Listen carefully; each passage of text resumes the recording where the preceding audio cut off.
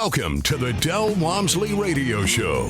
Listen and grow as Del questions the status quo, encourages you to think differently, and empowers you to make a better life. Get ready as Del challenges core beliefs, seeks the truth, and reveals the roadmap to the lifestyle you really want. And now your host, multi-millionaire, national award-winning investor, CEO and founder of Lifestyles Unlimited, Del Walmsley. Welcome to the Del Walmsley Radio Show, where the hype ends and the help begins. I'm your host, Del Walmsley, and as always, we're working on your financial freedom. Well, my friends, it's Tell Del Tuesday again, and that means you get to meet another member of Lifestyles Unlimited who has decided to change their life. With us today is a member who spent 20 years in construction sales and then decided, for whatever reason, which we'll find out today, that it was time to make a change. So let's go ahead and welcome Geoff Ziegler out of San Antonio, Texas. Geoff, welcome to the show. Thanks, Del. Glad to be here. So 20 years doing the same thing. What made you decide to look into something different? Well, you know, my wife and I have been construction junkies pretty much our whole life. She was raised with a father who was a real estate broker. I've worked in construction and construction sales my entire professional life. We've always wanted to dabble in real estate, if you will, and just kind of seemed time to do something different with our money. We, you know, kind of did the Dave Ramsey thing, paid off all our debt except for our house, and we're starting to invest in mutual funds, and just wasn't really getting us anywhere. So we came to real estate as a different avenue, really only just maybe to buy a couple of rental houses, and Lifestyles changed that for us. Well, I see you purchased 7 rent houses to start with. Did you do that before you were members or after? No, we joined in 2015, and then by the end of, I guess by the middle of 2017, that was the span that we had bought those 7 houses. So we've only ever done real estate investing the Lifestyles way. How did you hear about us? We joined because we had a friend at the gym that we worked at. His name was Chris Jameson, and started following what he was doing on social media. He was always buying and renovating and renting and selling and doing something with houses. And I finally called him one day and said, "Hey, what are you doing?" And he started throwing out numbers or throwing out phrases like hard money and loan to value and rehab budget and stuff. And I stopped. I said, "I don't know what you're talking about. Stop. And he said, "You know what? You need to go to, the Thursday night or the Wednesday night free workshop and, or case study rather. And, for this company called Lifestyles Unlimited." That's what got me started. So we went as a guest of Chris to, the San Antonio back when it was over in the old building, and went in. Case study was awesome. We signed up for the 2-day right then, and made plans to come back that weekend. It was the next weekend, right? Come back that next weekend and learn how to buy a couple of rent houses, because we thought what Chris was doing was pretty cool. So let's talk about someone coming in from the outside and witnessing a case study. You said it was awesome. Tell me, if you can remember that far back, that's a long ways, 2015. Do you remember what it was that caught your attention that seemed so interesting or so exciting? Well, the first thing, I kind of went into it I was a little skeptical. My wife was kind of skeptical too, kind of waiting for the catch, right? And started talking to some people and started realizing these people are just like us. There's no, magic sauce. All these people aren't realtors. They're not all, general contractors. They're just people. And then one of the guys, I didn't even know that he was the one presenting. I can't even remember who it was. I just remember I was talking to him, and he was like, "Hey, I got to go," and ran up, and he was the one presenting for the single family. He was presenting one of his houses, or his portfolio of houses that he had done. And I was just talking to that guy, and this is, he's making all this money with 4 or 5 rent houses. And it was just kind of, the realization that there was no, magic wand. You didn't have to be a realtor. You didn't have to be a broker. You didn't have to be a contractor to be able to do this. You could just be a regular person and follow the map that you guys have laid out for us, and it could change your life. So when you went to the 2-day, let's follow that up. I always like to ask one of my favorite questions. Was there any aha moments where the light bulb went on and you go, man, that's what I've been missing. That's going to be the difference in my life now. Did you have any of those aha moments? The aha moment for us on the 2-day, David Fisher made a big deal. He was the one presenting in San Antonio, and he makes a big deal about sitting in the front row. So, of course, being overachievers, my wife and I go sit in the front row. And David started talking about why. Why do you want something different than you currently have? And my wife and I had just started our family. We had a 18-month-old or a 2-year-old at that point and a 6-month-old. And we had just kind of been sitting, talking, not too many days before that, about how we felt like we were missing out on important parts of our young children's lives. And so when he started talking about the why, of course, that he hit the nail on the head with my wife, Carla. And that resonated. That part of it resonated. Like, why do we want to do this? Why are we wanting something different? And then the ability to have real estate be the catalyst that could make things different for us was mind-blowing. This is what we need to do. So had you guys ever talked about the why before? We had talked a little bit about how we felt like we were missing out on important things. Our kids we were drones at work. We would go to work at 7:30 in the morning and leave at 5:30 at night, go pick up our kids at daycare and spend, 2.5 hours with them in the evening for them to go to bed.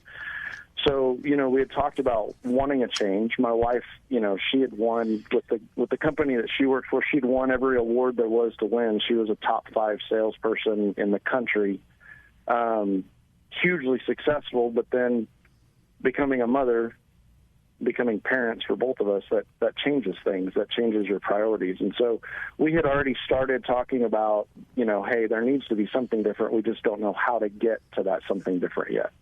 That's an interesting point that it used to irritate me, is that how can you be the top salesperson in the country and not be rich? I was sitting there looking at the guys when I worked for corporate America, and I was in that same position. I was the top salesman, and then later the top supervisor, had the top sales team, had all the top sales numbers. And yet I made like $70,000 a year. Maybe if I bonused, I made more, but it was nothing. And I just thought to myself, this just doesn't make any sense. Yeah, so we did a little better than that for ourselves, but the funny thing was every 18 to 24 months there was a new revision to the compensation plan. And that revision always seemed to dial back how much money the salespeople could make. Yeah, they have to.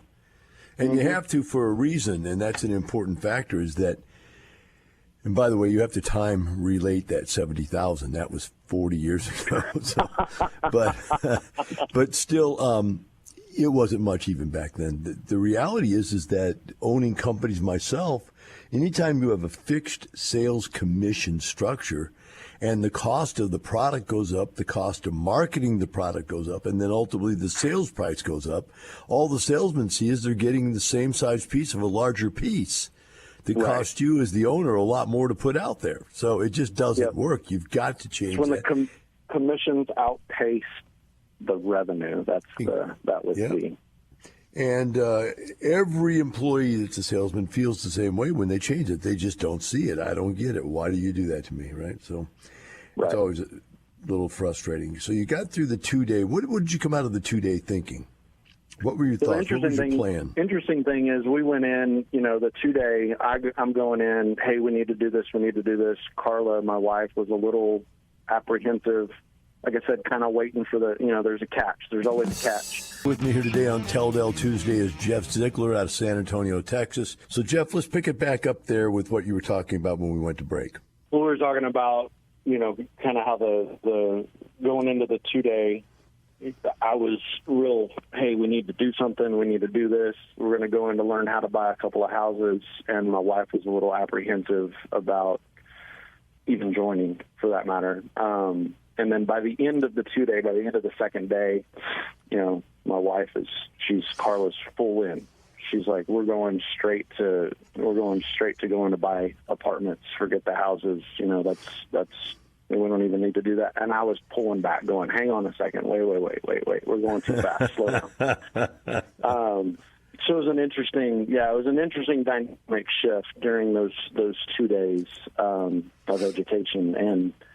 And as you can see, it took us a year and a half to come back and keep coming back to the 2-day and finally decide, hey, you know what, we've done well with the houses, but there's got to be something more.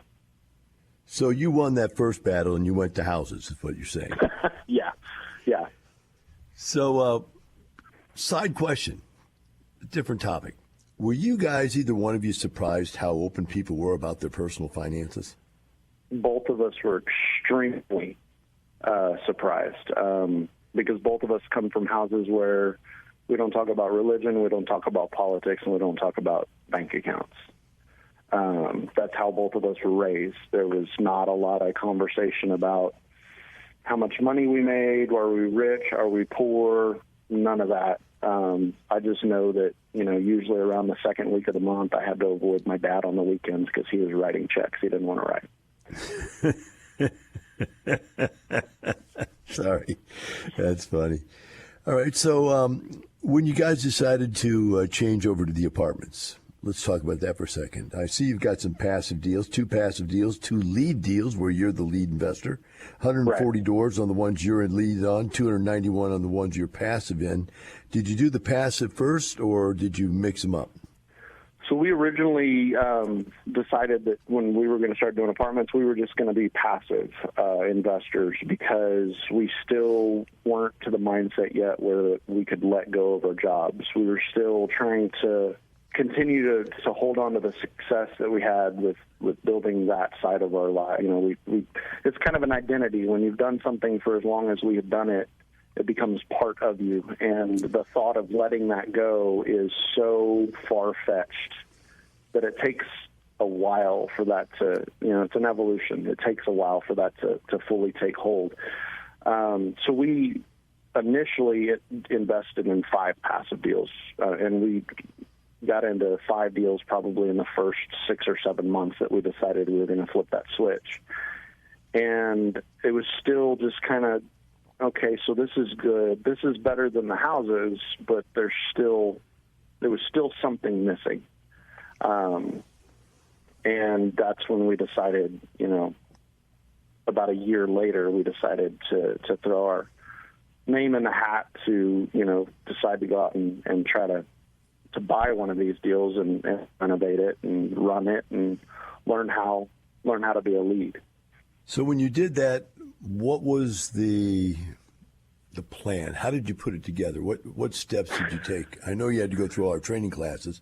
Yeah, we went through all the training, met with the mentors, had discussions with them. We met with the operations consultants, just trying to gain as much knowledge. I'm sometimes very analytical, sometimes overly analytical about things. So I wanted to know everything before going in. And, kind of going to the lifestyles meetings, there's always something funny that happens. Carla tells me, we go to a road trip where they're presenting properties that are for sale. And Carla tells me, don't buy anything. You can go, listen, learn, but don't buy anything. Well, the property that they were presenting ended up being our first lead deal because I knew a lot about the market. It's a sub-market outside of San Antonio.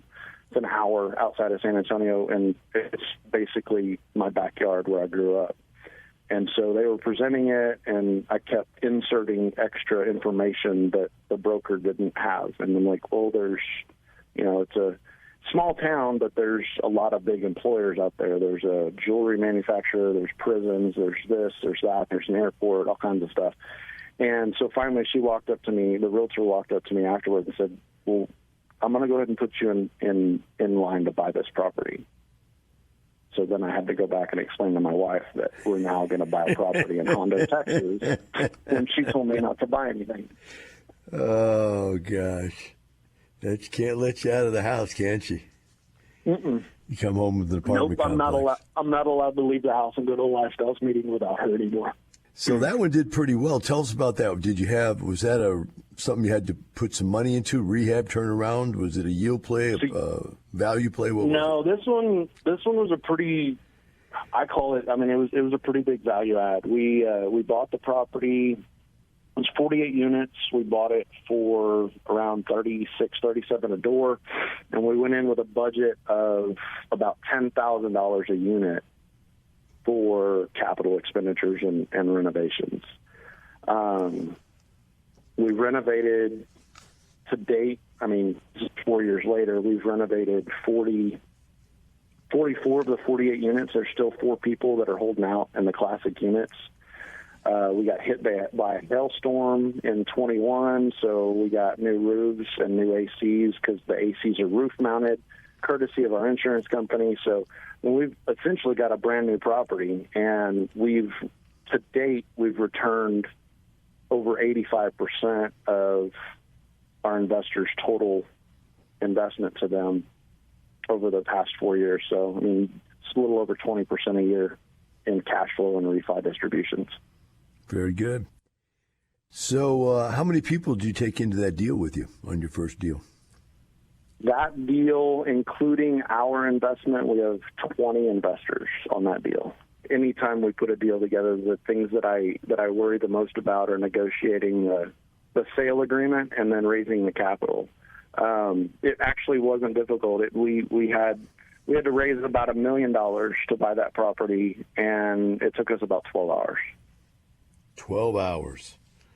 Yeah. And that was, before all the technology that we have now. It probably would have gone even faster.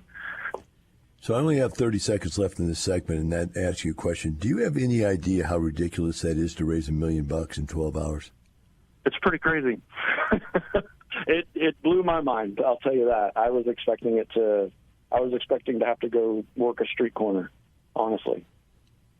So no, that was pretty ridiculous. I don't think most leads even come close to understanding how powerful that is that they have access to. All right, we're going to take a break. We'll be back with Geoff Ziegler and out of San Antonio and the Del Walmsley Radio Show.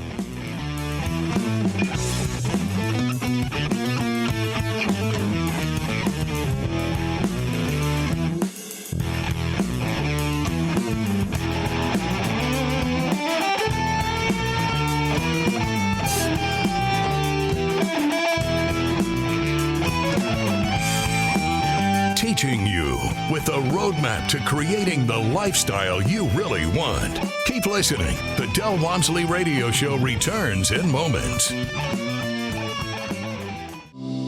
There is a dream killer here somewhere today. You're going to run into somebody that's going to tell you this stuff doesn't work. Like Vinette said, it's a scam. This is probably a multi-level marketing program. Somebody is going to tell you it doesn't work because you're the wrong race, the wrong age, the wrong sex, the wrong sexual preference, the something or other. That this is all set up so rich people can be successful and all you poor people can't. And if you believe that, they've won. But if you don't, you win. Don't believe the dream killers. Start winning today with the Lifestyles Unlimited free workshop. Get the knowledge you need to replace your income in 2 to 5 years, and then find out how to take action. Register for the free online workshop at lifestylesunlimitedworkshop.com.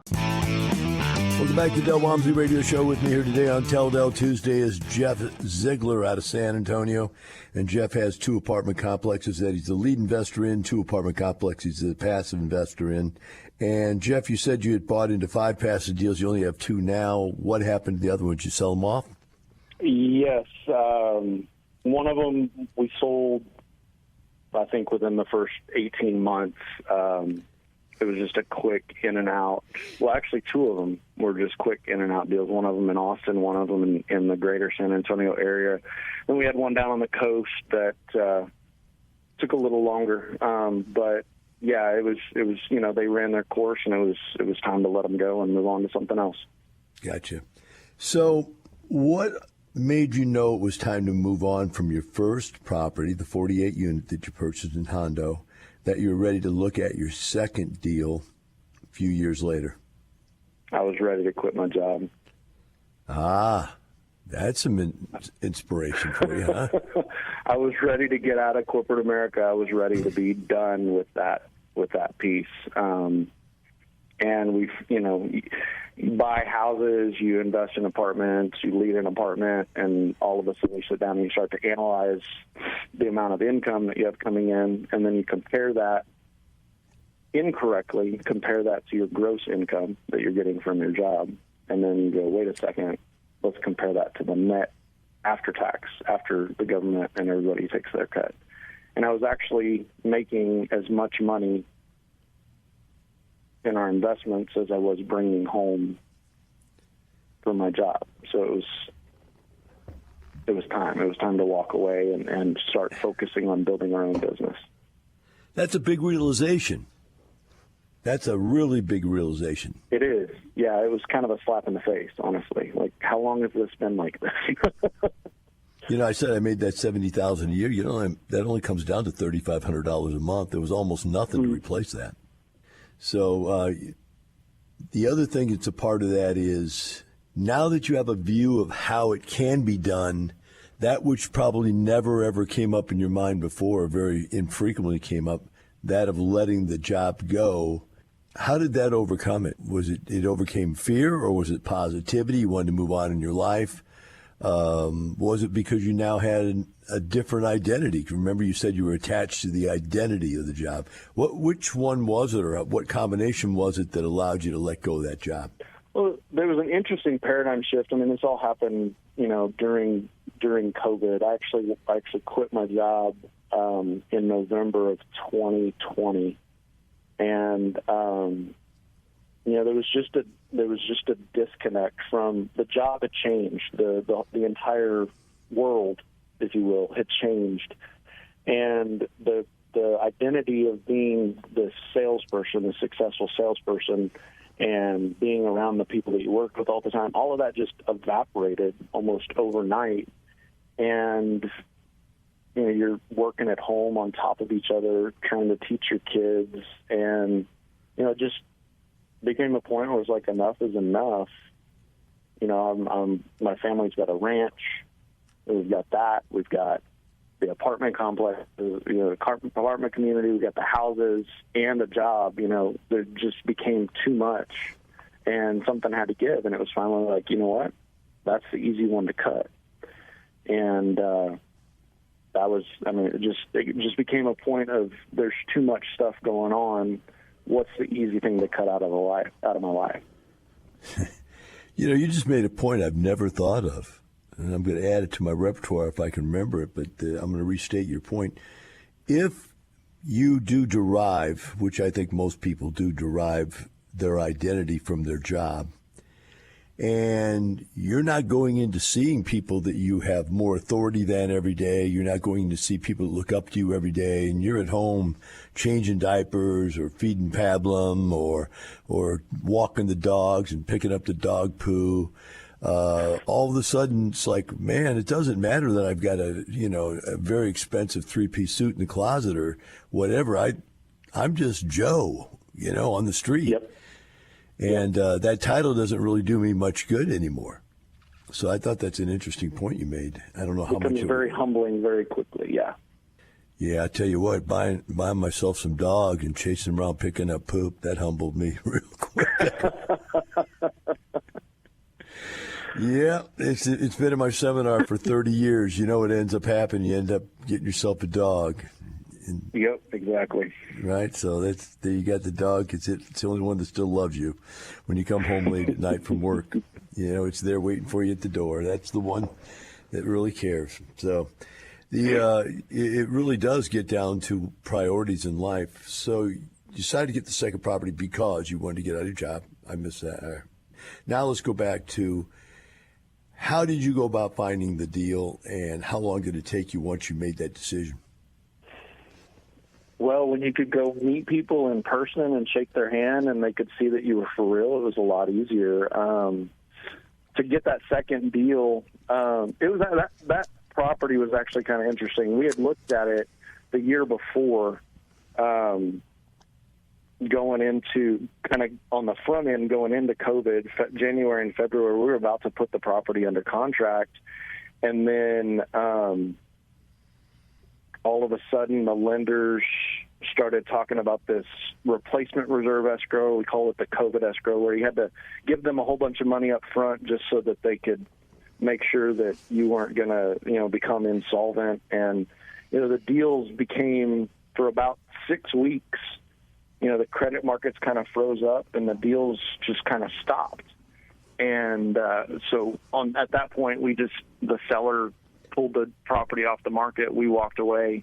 We were probably days away from going under contract on that property. And it just so happened that things just didn't work out at that point. So a year later, I was making some phone calls to some brokers and just letting them know, hey, we're still here. We're still looking. We're still ready to go. And that property just happened to cycle back in, and they actually had it marketed for almost $1 million less a year later than what we were looking to go under contract the previous year. And that it just worked. I mean, we already had done due diligence on the property. We'd already done all the stuff. I mean, we redid it all again, because a lot of stuff can happen in a year, especially in 2020. And it just cycled back around. But you just got to pick up the phone. You got to call brokers. You got to call mortgage brokers, real estate brokers. Just get your name out there and let everybody know, hey, we're looking for deals and we're for real. There's a word for an occurrence that I cannot remember the word, but it's when stuff happens for the right reason. It was meant to be, kind of thing. Right. And it sounds like this was just meant to be, that you had to walk away at that time. You come back to $1 million less. Didn't that look like your name was written all over that for you? Yeah, I mean, it was frustrating to have gone through as much of the exercise of, there's a lot of work on the front end, buying the property. And we went through, 10 steps. And then we get to the point where it's like, okay, we're ready to go. And you can't go. And so it was a little frustrating. So yeah, it was nice. It was relieving. It was yeah, kind of, I guess, fate, right? I don't know if that's just kind of circles back around. It's like, hey, let's take another, you don't often get a chance to take a second swing at a property like that. So it was nice to be able to do that. It doesn't happen very often. So when you looked at it, what kind of deal was it? Was it a value play, a yield play? What were you seeing when you looked at it? No, it was a deal that needed some love. It was a kind of a hybrid between a value and a yield play. It was right on the verge of being a good cash flowing asset, but it had poor management, ownership that didn't want the property, and so they just kind of let it start to smell, kind of started to rot on the vine a little bit. And so, we needed to go in and work on the resident profile and clean the property up a little bit. And, we're 18 months into it right now, and took a little while to get the resident profile changed because rent relief propped a bunch of people up and different things like that. But just over the last probably 60 days, we've turned a corner with that property, and it's rolling along pretty good now. Excellent. I think a word that comes close to what I was thinking about was providence, and I think maybe the situation was, hey, the COVID situation, which made it tough for you to turn it around, also allowed you to get it for $1 million less. With me here today on Tell Del Tuesday is Geoff Zickler out of San Antonio. Geoff currently has 2 apartment complexes he's a lead investor on, 2 more that he's a passive investor on. He's done 7 houses. He's been with us since 2015, and he has retired. And he's in the process of his second major lead deal. This one is double the size of his first one. What did you think about that, Geoff, that you took on something double the size? Did that mean anything to you? It did. It meant, actually, I thought it would mean that things might be a little bit easier because I'd have my own staff. The first property we bought, we were sharing staff with another Lifestyles member who owned a property down the street from us. It was always a balancing act of, getting my business plan implemented versus them, working for the other guy and not necessarily implementing the plan the way I wanted it done. But they did a good job of balancing that out. It was nice to be able to have my own people, have my own staff, and kind of work through that with them. And, it just is a lot of the same, but, when you've got more doors, you've got a little more work to go with it too. So you've got to tee up the contractors a little bit differently and different things like that. But, it's one of the things David Fisher says, you do apartments, you just add another zero to the end of it. And sometimes that's what it feels like. The expenses are there and they're bigger, the bigger the community, but it's been a fun ride. Did you find that you had learned stuff from the first deal that made it easier to do the second deal?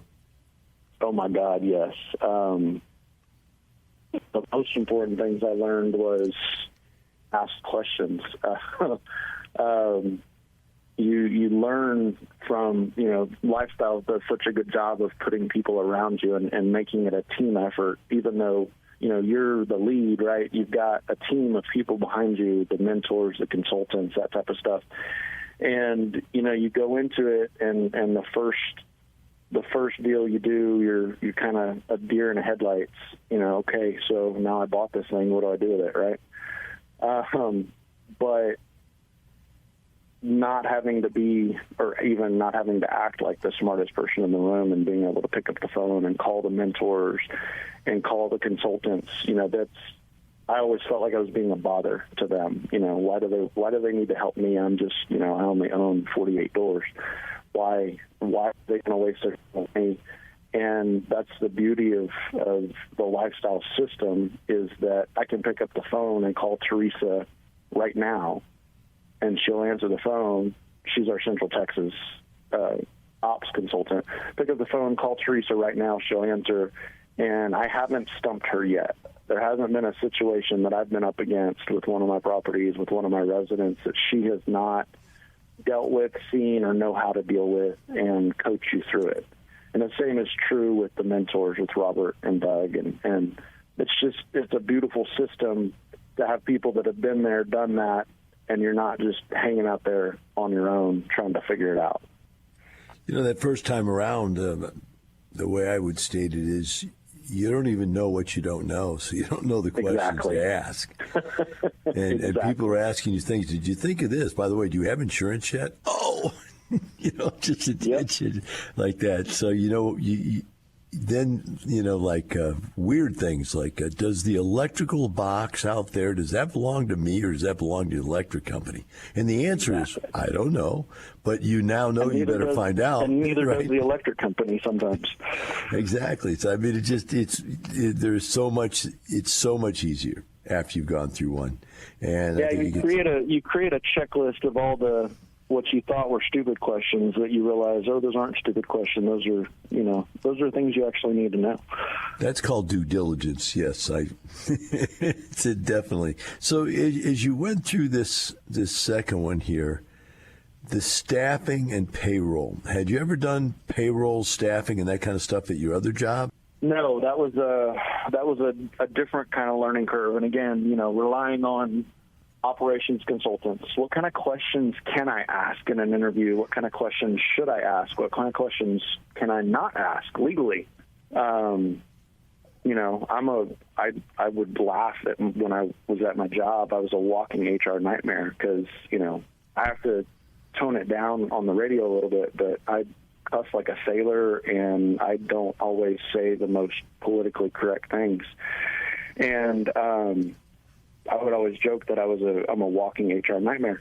Well, now I'm the boss and I've got to interview people, and not get sued, right? So yeah, that was a very interesting conversation to have with the operations consultant about questions you can and can't ask and how to respond in certain scenarios, right? So definitely a learning curve there.